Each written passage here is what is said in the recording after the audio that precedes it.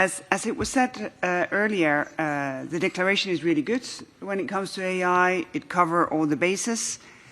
We all share values, even as Paul just said, our approaches may differ. Some intend to regulate, as we do. Others want to wait for industry to lead. I think what matters is that we share the same principles, and as a result of that, there will be interoperability with each other, so we can promote a market with trustworthy AI within the G7. Having said that, and going through in total with annexes the 15 pages of declaration, I'm not always sure that our citizens see it and understand in full what it is that we're doing. Because as mentioned earlier, a lot of this work is seen as technical. Just the word I can hardly say it. I think it's scaring a lot of people away from seeing that now there is a very political nature to artificial intelligence. Of course, artificial intelligence has been here for a very long time. But now, when everyone has it at their fingertips, much more political. And I think everyone here is hinting at it.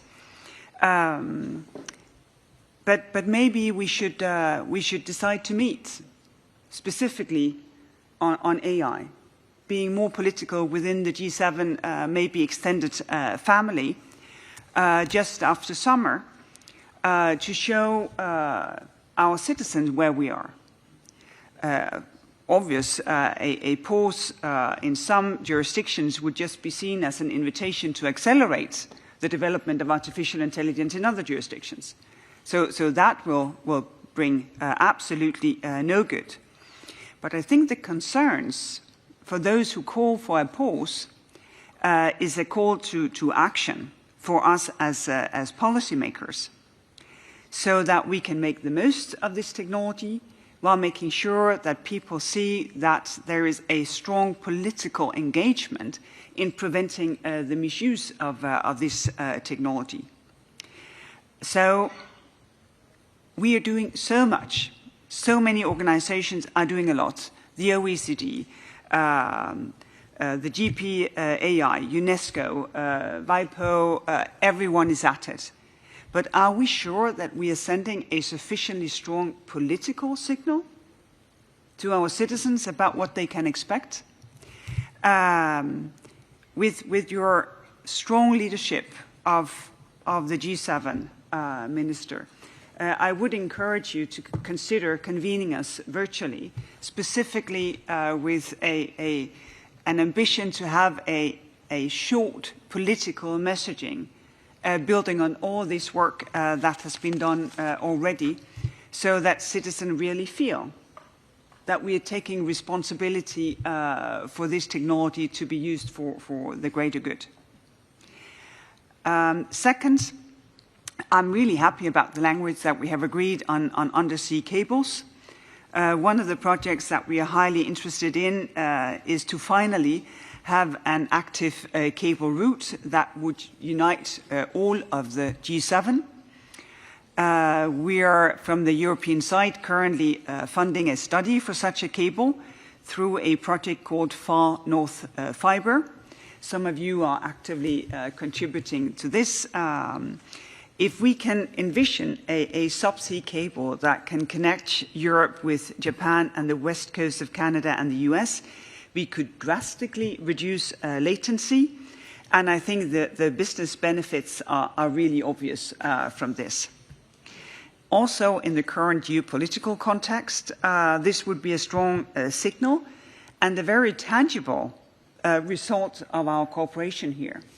That would produce tangible results and show that our statements is a call to action. So I think that would be great if we can all support this idea and push for this line going forward. Finally, a quick word on 5G and particularly Open RAN. I have a lot of admiration for all of our colleagues who spent the night negotiating the language here. Thank you very much. Kudos to your dedication to find language that we can all agree on. So far, so good. We're spending the time discussing the finer details about how we can agree, because everyone agrees on the promise held by Open RAN. We just have different views on its maturity when it comes to energy use, when it comes to the security of using it, when it comes to cybersecurity. Some want to intervene in the market to promote it. Others want the market to do its own job. All of the above, it's fine. While we discuss these nuances, market shares of non-trusted vendors are increasing in the developing world in particular, as we speak, with all of the implication that it has for security and for governance. And here maybe for the next statement we can consider how can we cooperate to reverse this trend. Because a trusted environment with governance is also essential outside of our circle. And what I have experienced lately we have a Team Europe approach, we call it Global Gateway. I see that we have trouble in offering sufficiently attractive packages. And that, at least for us, is food for thought.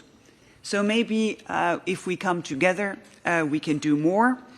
We are doing something in the framework of the Trade and Technology Council with the US, but I think there is a potential of being broader, because this is beyond the maturity of Open RAN. This is about the cybersecurity and the governance of the internet going forward. So I think we have a task in basically promoting trusted vendors, promoting that the cybersecurity is there. So my practical suggestion is that ahead of next year, that we task our experts to be more concrete about this, and maybe leave the language that we have on Open RAN. We can pick it up then in 2 years' time. But focus on the fundamental of making sure that we are not negligent of what is happening outside of our circles, because this will affect the security and the governance of our networks as well, looking forward. And I think we have a responsibility to address it.